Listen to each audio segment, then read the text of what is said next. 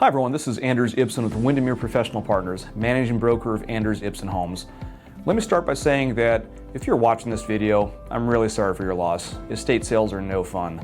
Besides the grief of losing a loved one, it's just straight up bewildering. There are so many details that you now suddenly have to deal with, and it can become very confusing to say the least to understand what to do next.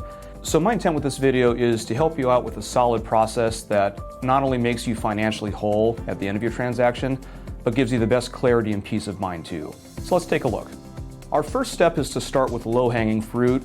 One, because you're going to need to do these things anyhow, and two, just in the interest of managing your mental health, it's always better to tackle a few things so that you no longer have to worry about them. The first is pretty obvious, the death certificate. You can usually find that online, or you can go physically to the county health department office and find that. The title and escrow company is going to need that as a part of the process, so you might as well get an early start. Secondly, you're going to need the will, if there is one. It's essential to know not only who makes decisions, but who actually is going to get the disbursement of the money. And whether you go through the probate process or not, you're going to need that for final clarity. Finally, and this is one of the lesser known details for the initial documents, is you're going to need an EIN, or an employer identification number, from the IRS. Not a lot of people know that going into estate sales, but you don't just get the money when the sale is concluded. It actually has to go through a separate special account through a title company, and they're going to need the IRS to set up an EIN for you. So it's a good idea to get that started early. These are just some of the smaller, lower hanging fruit type of tasks that you're going to need to do. So why not just get a head start so there's less you have to stress about? Getting clear on title is probably the most important part of managing a successful estate sale transaction. And in my experience, it's really what makes estate sales different from other listings. But what does title mean? For your purposes, for an estate sale, it really just means two things. It means who gets the money and who makes decisions. And generally speaking, what you're going to do is ascertain those questions through what's called the probate process.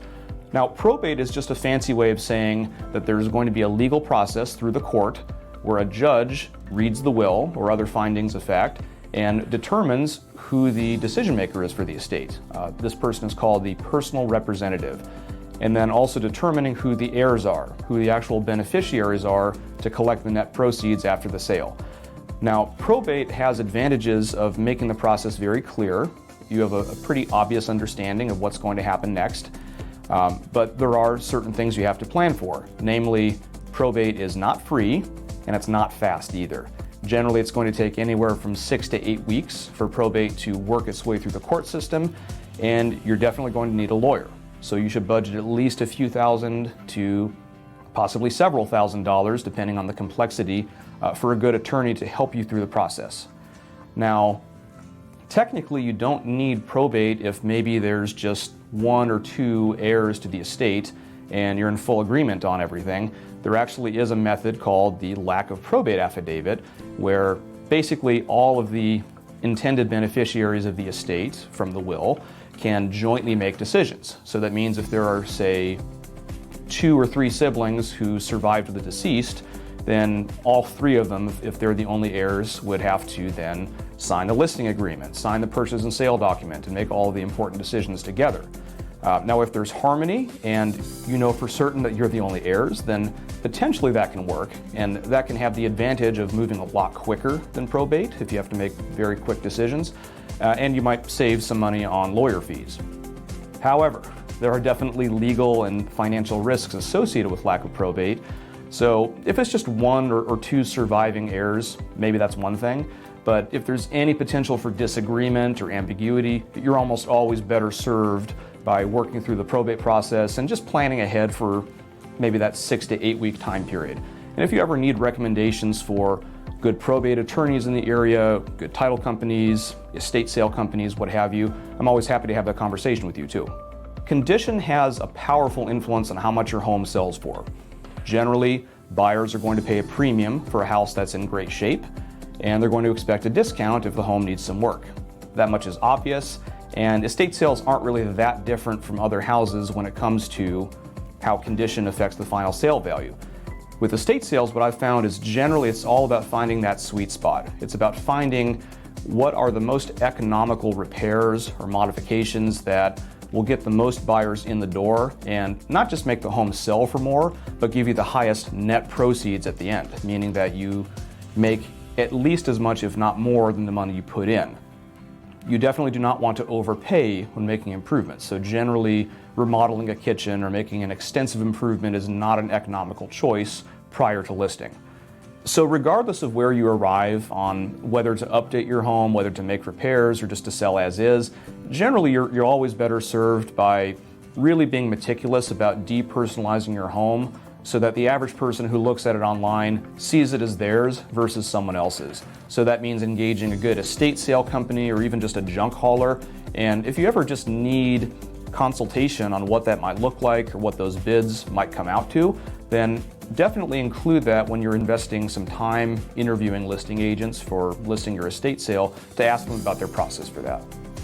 Finally, a very important factor in how successful your listing might be is, frankly, the professional capabilities of your listing agent.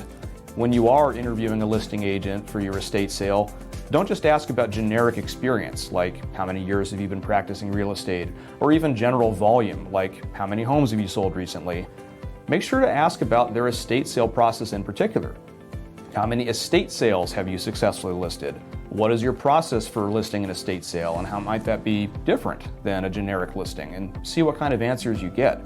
In my experience as someone who's done a fair amount of estate sales around the greater Tacoma, Pierce County area, there are many small, subtle, but important distinctions between an estate sale and a generic listing, and how sensitive you can be to those things can be the difference between success or chaos. And that's really the most important thing for me, is not just having you walk away with the greatest amount of dollars at the end of the transaction. That's certainly a factor, but also ensuring that you feel like you were well served at the end of closing with a smooth, communicative, orderly process that minimized your stress. And that to me is all about experience, sensitivity to your situation, and just a good understanding of the market. So wherever you are in the process, whether you're at the beginning of an estate sale, or if you're just a homeowner and you have general questions about the market, I'm always happy to hear from you.